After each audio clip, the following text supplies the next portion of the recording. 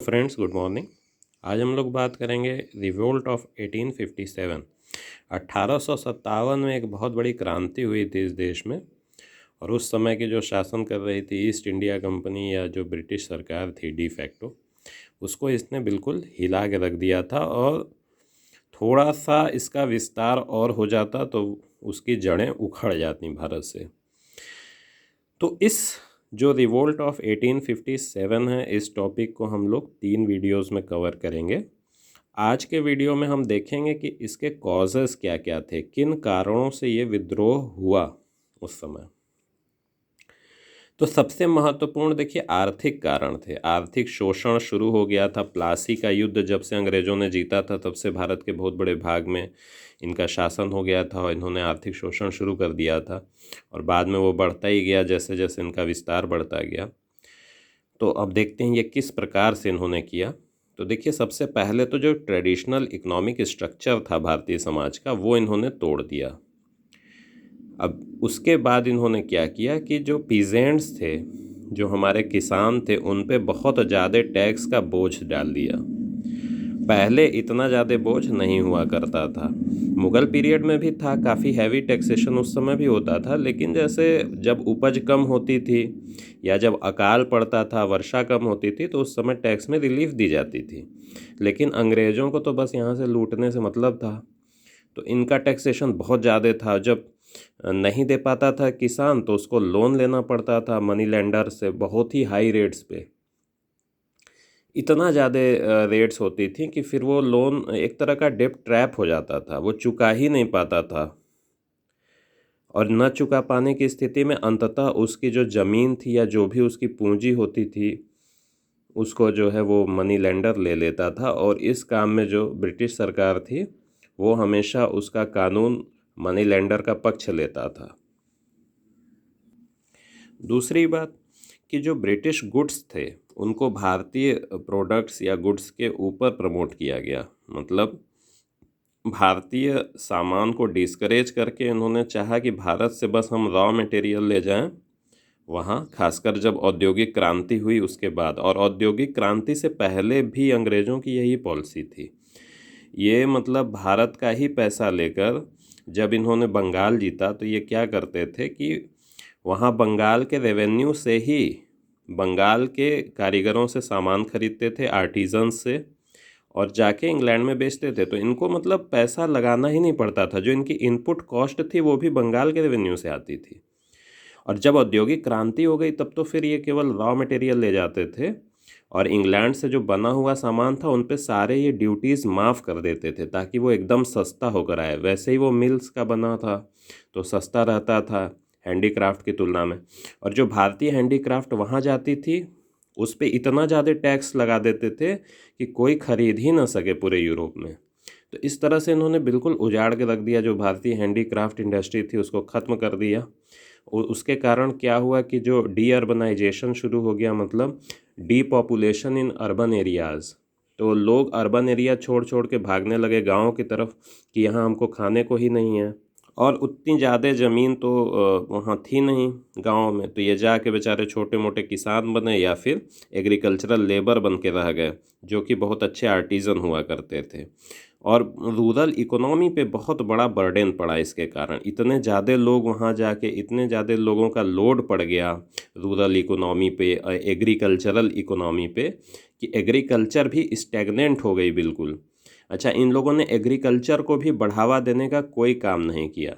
बिल्कुल stagnant agriculture थी, कुछ भी इनोवेशन नहीं होता था और उपज हर साल घट रही थी। ठीक है। और हर तरफ गरीबी और दुख फैला हुआ था। मतलब लोग किसी तरह से बस जीवन जी रहे थे और एक अकाल आता था तो लाखों करोड़ों लोग मर जाते थे। ठीक है। तो आगे चलते हैं। देखिए राजनैतिक कारण क्या क्या थे। तो इनकी जो पॉलिसी थी कि हमें किसी भी तरह अपना विस्तार करना है, तो उसमें ये मतलब किसी भी सिद्धांत की परवाह नहीं करते थे। ये अगर किसी राजा को वचन देते थे कि नहीं भाई हम तुम्हारा साथ हैं, तो उसी के अगली पीढ़ी में ये उसी का राज्य हड़प लेते थे। कोई भी इनका सिद्धांत नहीं था। जैसे अवध में आप देखिए, अवध वालों से बक्सर के युद्ध के बाद से अंग्रेज़ों से बहुत ही मधुर संबंध रहता था। लेकिन फिर भी डलहौजी ने 1856 में जो है वो आरोप लगा दिया कि आप बहुत ही कुप्रशासन आपका है, कुशासन है, तो उसके कारण आप शासन नहीं कर सकते, और वाजिद अली शाह से राज्य छीन कर कब्जा कर लिया। तो कोई इनका पॉलिसी ही नहीं था, बस इनका था कि किसी तरह हमारे मन में आ जाए, बिल्कुल आर्बिट्रेरी था कि हमारे मन में आ गया तो हम हड़प लेंगे।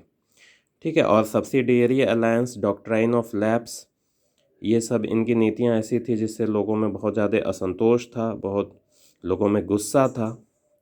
और कैनिंग ने एक डिक्लेरेशन किया था। कैनिंग देखिए 1857 के समय भारत का जो है गवर्नर जनरल था, और उसने एक घोषणा की थी कि अब जो अगला मुग़ल प्रिंस होगा उसको अपने सारी पदवी, सारे अधिकार छोड़ने होंगे, यहाँ तक कि अपना जो है महल भी छोड़ना होगा और जाके आम नागरिक की तरह रहना होगा। तो इससे भी जो लोग मुग़ल एम्परर को बहुत ही मानते थे, हालांकि बस नाम का बचा था, कोई शक्तियाँ तो थी नहीं, फिर भी लोगों को काफ़ी दुख हुआ इस बात से। ठीक है। अब हम लोग बात करते हैं कि प्रशासनिक कारण कौन कौन से थे। तो देखिए, प्रशासन में अत्यधिक करप्शन था, और दूसरी बात कि एक बिल्कुल अनफेमिलियर और अनफ्रेंडली एडमिनिस्ट्रेशन था। मतलब जो प्रशासन था, लोग ना तो उसको समझ पा रहे थे, क्योंकि भारत में तो दूसरे ढंग का प्रशासन चला था। यहाँ तो लोगों को कुछ प्रॉब्लम होती थी, कोई ग्रीवांस होती थी, लोग डायरेक्ट पहुँच जाते थे और बुला के पूछ लेते थे। जो भी रिस्पॉन्सिबल पर्सन होता था, या जो ज़मींदार होता था, या हायर लेवल पे जो शासक होता था, वो देख के कह देता था अपना कि हाँ ठीक है, ये चीज़ सही है, वो चीज़ गलत है। इतना लिखा पढ़ी वाला सिस्टम नहीं था, ना इतना कॉम्प्लिकेटेड था, ना उसमें इतना करप्शन था। लेकिन कंपनी के समय क्या हुआ कि इतना करप्शन हो गया कि जो अमीर थे वो तो घूस वूस दे के अपना काम करवा लेते थे लोअर कोर्ट्स में और छोटे अधिकारियों को, लेकिन जो गरीब थे उनका तो काम ही नहीं होता था, उनकी कोई सुनवाई ही नहीं थी। उनके लिए तो बस मतलब बहुत ही बुरी स्थिति थी। मतलब आज के समय में आप कल्पना नहीं कर सकते कि कितनी दुखद स्थिति थी कि कोई कुछ नहीं कर सकता था। जो अंग्रेज चाहते थे, या जिनके बड़े लोगों के यहाँ अंग्रेज उठते बैठते थे, बस उनका काम होता था, किसी सामान्य आदमी का काम ही नहीं होता था। अब बात आती है कि क्या सामाजिक और धार्मिक कारण कौन से थे, सोशियो रिलीजियस कॉजेज़। तो पहली बात तो देखिए, इनका रेशियल नेचर था। इनके राज्य का ही नेचर जो था वो रेशियल था। रेशियल इन द सेंस कि वो भारतीयों को बहुत ही निम्न समझते थे। एक इतिहासकार ने लिखा भी था कि भारत में बहुत सारे विदेशी आए और बहुत सारे विदेशियों से यहाँ युद्ध हुआ और बहुत सारे विदेशी जीत भी गए, लेकिन किसी ने भारतीयों को इतना ज़्यादा गिरा हुआ नहीं समझा जितना अंग्रेज़ों ने। बिल्कुल अंग्रेज़ भारत वालों को एकदम जंगली समझते थे, बिल्कुल गिरा हुआ, जैसे भारत की कोई कल्चर ही नहीं है। भारत में हिंदू हो या मुस्लिम हो, चाहे वो किसी भी कम्युनिटी के हों, किसी भी कास्ट के हों, अंग्रेज सोचता था कि अरे मेरे पास वो बैठ न जाए, मुझे छू न ले, मेरे पास कैसे आ गया, मतलब मेरा सब कुछ अलग। जैसे साउथ अफ्रीका में इनकी पॉलिसी थी, लगभग वैसी ही पॉलिसी थी। ठीक है, उतना ज़्यादा सेग्रीगेशन नहीं था, लेकिन फिर भी बहुत ही नीचा समझते थे। तो इनके अंदर बहुत ज़्यादा सुपीरियॉरिटी कॉम्प्लेक्स था अंग्रेज़ों के अंदर। वहाँ का एक बहुत ही छोटे पद पे काम करने वाला जो चपरासी भी वहाँ का होता था, यहाँ आता था तो यहाँ बड़े से बड़े बहुत ही पढ़े लिखे, बहुत सम्मानित व्यक्ति को भी कितना भी अपमानित करके जा सकता था, कोई सुनवाई नहीं थी। ठीक है। और क्रिश्चियन मिशनरी जो है लगातार एक्टिव थे, वो लगातार अपने तमाम तरह के प्रयासों से वो लगातार कन्वर्ट कराने की कोशिश कर रहे थे लोगों को, कि लगातार क्रिश्चियंस की संख्या बढ़ती जाए, और अंग्रेज़ों का उसमें मौन समर्थन था उनको, और बहुत जगह ये लोग कामयाब भी रहे, खासकर जनजातीय क्षेत्रों में। ठीक है। और फिर मॉस्क और टेम्पल लैंड पे पहले मतलब मस्जिदों को जो भूमि मिली हुई थी पुराने शासकों के समय, और जो मंदिरों को भूमि मिली हुई थी, उन ज़मीन पे कभी टैक्स नहीं लगता था, लेकिन अंग्रेज़ों ने उस पे भी काफ़ी कड़ाई से टैक्स वसूला। हालांकि उस पे उस प्रकार से खेती नहीं होती थी, वो बस इस तरह दिया गया था कि आराम से वो उनका मंदिर का या मस्जिद का प्रशासन चलता रहे, जो लोग उस पर डिपेंडेंट हैं उनको कुछ मिलता रहे। लेकिन अंग्रेज़ों ने इतनी कड़ाई से उस पर टैक्स वसूला कि वहाँ भी मतलब वही हालात बन गए जो गांव में थे। ठीक है। और फिर एक इन्होंने कैनिंग ने एक एक्ट बनाया था, रिलीजियस डिसेबिलिटी एक्ट 1856 में। तो उसमें क्या था कि जो भी हिंदुस्तानी, जो भारतीय अपना धर्म छोड़कर क्रिश्चियन बन जाता है या अपना धर्म छोड़ देता है, उसको भी अपने पिता की संपत्ति में उसी प्रकार हिस्सा मिलेगा जैसे अन्य भाइयों को। उसका पिता उसको बेदखल नहीं कर सकता। ठीक है। तो इससे भी बहुत ज़्यादा डिस्कंटेंट था। अब बात आती है कि भारतीय सिपाहियों में क्यों था। तो देखिए, भारतीय सिपाहियों में एक इन्होंने अंग्रेज़ों ने बनाया जनरल सर्विस इनलिस्टमेंट एक्ट 1856 में। इसमें कहा कि आप बंगाल आर्मी में जो भी भर्ती होगा उसको कहीं भी हम भेज सकते हैं पूरी दुनिया में, वो मना नहीं कर सकता। वो एक नियम रहेगा कि कहीं भी जाएगा।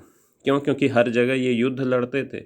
भारत के रिसोर्सेज से ये जा के अफ्रीका या मिस्र तक में युद्ध लड़े, और उसमें खर्च क्या हुआ? भारत के रिसोर्स, भारत के लोग मरे। ठीक है। चाहे फर्स्ट वर्ल्ड वार ही आप देख लीजिए, सेकेंड वर्ल्ड वार ही देख लीजिए, इतने बाद तक ये युद्ध लड़ते थे किस पे? भारत के संसाधनों पर। और मरता क्या था? भारत का आदमी, काम इनका होता था। ठीक है। बहुत ही होशियार लोग थे। और बहुत ज़्यादा रेसिज्म था आर्मी में। मतलब भारतीयों को बहुत ही कम सैलरी मिलती थी और उसी पद पे कार्य करने वाले अंग्रेज को उसका कई गुना मिलता था। ठीक है। और साथ ही भारतीय जो सिपाही था उसको हर कदम कदम पे अपमानित किया जाता था। ठीक है। अब इन्होंने फिर क्या कहा कि जो पंजाब और सिंध है, पहले वहाँ पे फॉरेन सर्विस अलाउंस, मतलब एक तरह का भत्ता मिलता था कि आप विदेश में सर्विस कर रहे हैं तो उसका भत्ता, वो बंद कर दिया। क्यों? क्योंकि पंजाब और सिंध को मिला लिया था, तो उसमें जो भत्ता था वो बंद कर दिया। तो उससे भी सिपाही नाराज थे। और सबसे बड़ी चीज़ जो स्पार्क पॉइंट था वो था न्यू इनफील्ड राइफल, जिसका कार्ट्रिज दांत से खींचना पड़ता था। और उसमें ऐसा माना गया कि उसमें गाय और सुअर की चर्बी लगी है। ठीक है। तो देखिए, ये सारे कारण थे। अब अगले वीडियोज़ में हम लोग बाकी बात करेंगे कि किस तरह से इवेंट्स हुई। ठीक है। धन्यवाद।